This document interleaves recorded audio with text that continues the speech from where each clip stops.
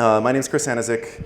I worked at a lot of different open source companies or open source focused companies on all sorts of projects from Linux to Eclipse and so on.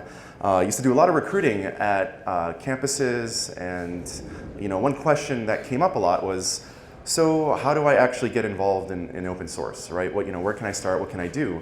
And I'm like, whoa, that's a pretty good question. Like, everyone has a different open source journey on how they get started. Especially during my days, as older folks, it was just like Usenet and maybe IRC, and there's a lot less projects. But these days, there's a lot more opportunities to get involved. And so this is just like a short little talk on what opportunities exist these days. First off, I'd like to highlight Google has an awesome program called Summer of Code. To me, it's the gold standard. There's 100+ different open source organizations from A to Z that participate, in this effort. So essentially, students get a $5,500 stipend and get matched up to an existing open source project that they get to work on over the summer. If they actually complete the project, Google flies them out to their campus, and there's kind of this whole summit. So it's an awesome way to kind of get involved, and it's a very formalized and structured way to kind of get started in open source. And this only happens once a year, and applications just open on March 14th, so it's like the perfect time to get involved. For those of us who are maybe a little bit younger, pre-university, ages 13 to 17, Google has another program called Google Code-In, which is focused on a smaller list of projects, but it's mostly focused on little bite-sized tasks that you can complete as a younger person. So highly recommend this one for folks that are a little bit on the younger side of things. Another great program, which was formerly known as Outreach Program for Women, but now is known as Outreachy, focuses on the, we got a fan in the audience, focuses on the underrepresented minorities and groups within open source and try to get those folks to participate with different projects. I personally helped out and mentored with this system. It's awesome, so highly recommend it. The stipend is very similar to Google's, and this actually happens twice a year. So they kind of have a summer and winter term.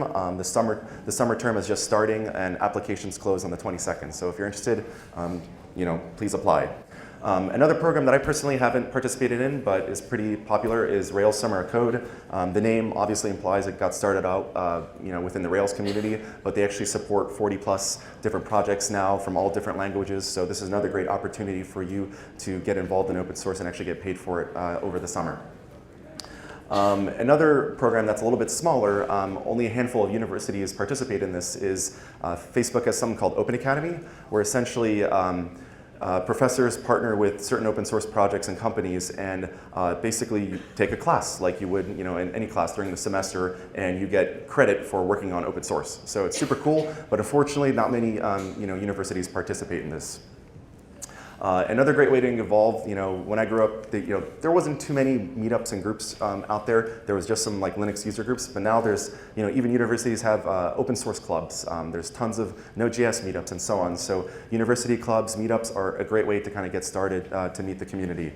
Another thing that's kind of amazing these days, a lot of conferences actually have diversity scholarships and opportunities for you to apply and have them pay for your travel to a conference. For example, PyCon has a really great program for that.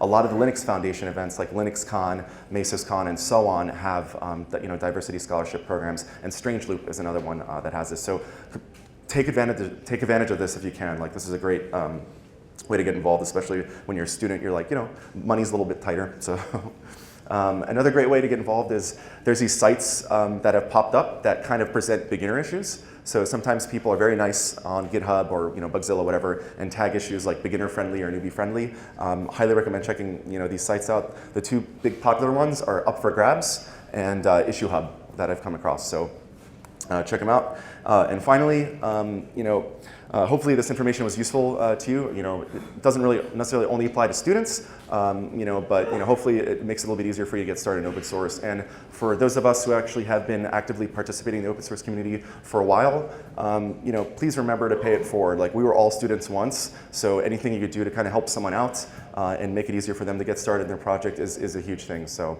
thank you for your time, and I think that's 5 minutes.